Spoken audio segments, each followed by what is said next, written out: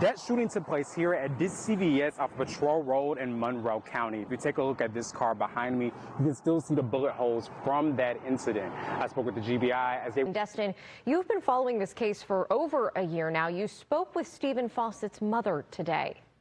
Yeah, Fawcett's mother says that their lawyers are now seeking their next steps in litigation, and now just 5 months after it was decided that those deputies would not be charged, she's still calling for justice. What are some of the details of the bill?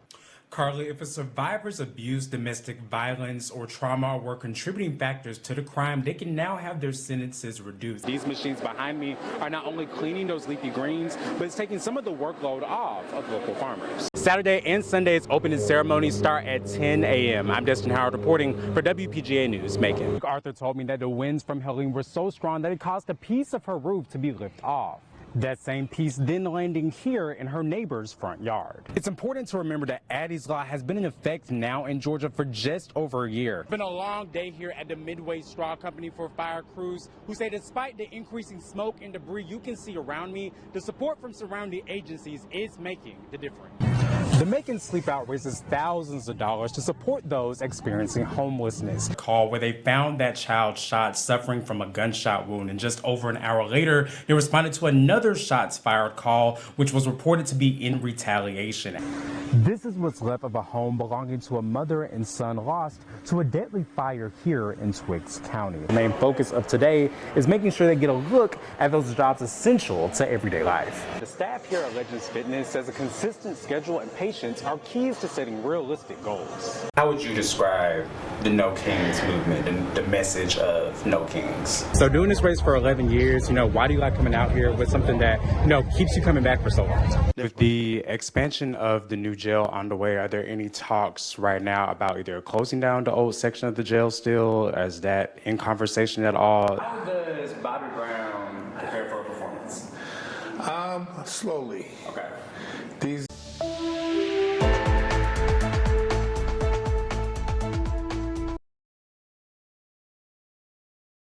There were some peaceful but emotionally intense moments here at today's protest from people of all backgrounds and political parties. Some former inmates and others with relatives inside. Sheriff David Davis did come out to hear those concerns, and after he was asked, he joined the crowd in their march to City Hall. I got my baby!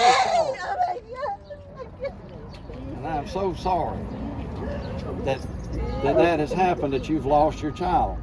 But we have to let the legal situation work its way out.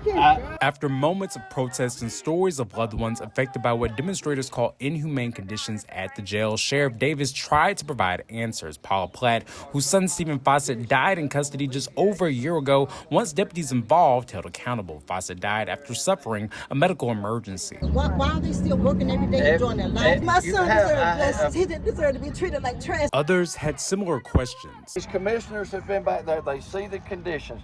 We have an old, antiquated jail, sure, and we have people who want to create destruction in the jail. And that's fine.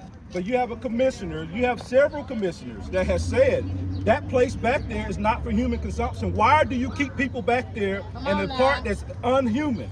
Yeah. Why? Because that's the only place I have to put them. Former inmates also sharing their stories. The juice that they bring you to drink comes in a gas jug.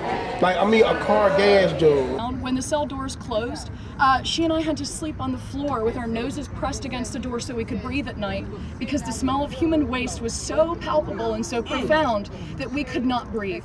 Some are marching and speaking up for those who are behind bars right now. They treat inmates like dogs, like they're not human. That don't sit well with me. But as long as my son is there, I'm gonna fight till I turn blue in the face. Mayor Lester Miller was not at City Hall when the crowd arrived there. Macon-Bibb County says that he was not aware that the protests would travel there. Organizers say that the first step towards a solution in their eyes is closing down the old part of the jail. The Human and Civil Rights Coalition of Georgia says that if needed, they will make another appearance in Macon. I'm Destin Howard reporting for WPGA News, Macon. Here at Macedonia Baptist Church, they gave away hundreds of boxes of food today. I spoke with the pastor as well as 2 other churches putting their resources together to help those missing paychecks and struggling to put food on the table because of the government shutdown. And I think that if we put our differences aside and we make the people the main focus, I think that we can do a better job at providing an adequate living. One thing we count on Macedonia. Yeah. If you know else, Macedonia do it every Thursday, and we are very appreciative with them because they are very providing for the neighborhood. That's Johnny Royal, who says he's been coming to Macedonia Baptist Church for years, joined by a long line of people lined up early looking to get a box of food. The work to make this happen starts the day before with volunteers hard at work, packing. With no end in sight to the government shutdown, 3 churches are coming together to strengthen these efforts. We came together as brothers, as friends, and as local faith leaders to be a solution to a very serious problem. We understand that these SNAP benefits help to supplement food assistance for individuals who need it, and we're in the interest of not politicizing that. Covenant Church will host a food distribution the 3rd Friday of November and December from noon to 2 p.m. Bid Mount Zion is helping supply volunteers and resources to both of these efforts. Their message to people affected is to lean on your local faith communities. I see you.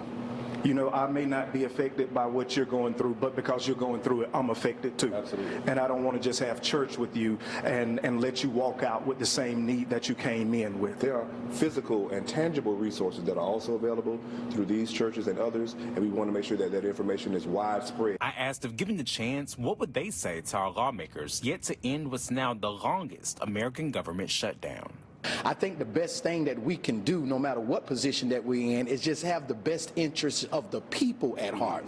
Not to worry about our own personal agendas, not to worry about our own personal or selfish conceit and trying to get ahead because I'm a Democrat or trying to get ahead because I'm a Republican.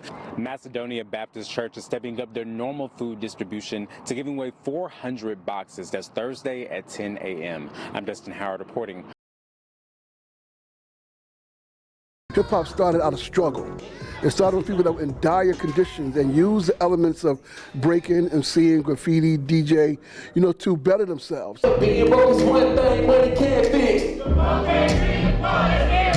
As the heart of Georgia approaches Juneteenth, hip-hop is being recognized as a soundtrack of freedom and progress. The level of intelligence that it took to bring those elements together, and it was about helping our problem. Take somebody like Grandmaster Flash, and what he was able to do, taking a turntable, going from a household appliance to a musical instrument. That is highly intelligent movement. Sabir Muhammad and Tramel Maxwell took the stage alongside many others as an example of homegrown talent. All of us here are products of the summit, so to do this based out of Macon, Georgia, where a lot of people don't come to, you can make it happen right out of here in Macon, Georgia. So it shows the youth that not only do you have to, you know, just put yourself in a position where you can be something or somebody, you can just do this and have fun. The kids told me about what they enjoyed. Learning about different types of music, the elements, and other things that they taught us. Okay, what about you? I like that I could scream to my heart's content. Vincent Muhammad, the summit's executive producer, hopes each of them find a sense of belonging. Our goal with the Real Talk Hip Hop Summit is to help us to make sure that we connect the youth with the reality that it does exist and that it belongs to them, and that they can utilize it as a tool to be themselves and to make this world a better place. This house now in ashes is what's left of the home belonging to musician Gary Pritchett, who lost his life in that destructive house fire. His son and a long-term friend told me that he'll be remembered not only by his music, but by his heart. I remember hearing this eruption of whatever it was. I'm like, what is that? And I ran down the hall, pat, pat, pat. That's how I know it was a Tyler. The doorknob's up here, and I went, and Pops was sitting on his knees right in front of the amp with all the knobs wide open, and he was just shredding, and I was like, what is this? That's one of Joseph Palmer's earliest memories with his dad, Gary Pritchett, who died in a house fire Saturday.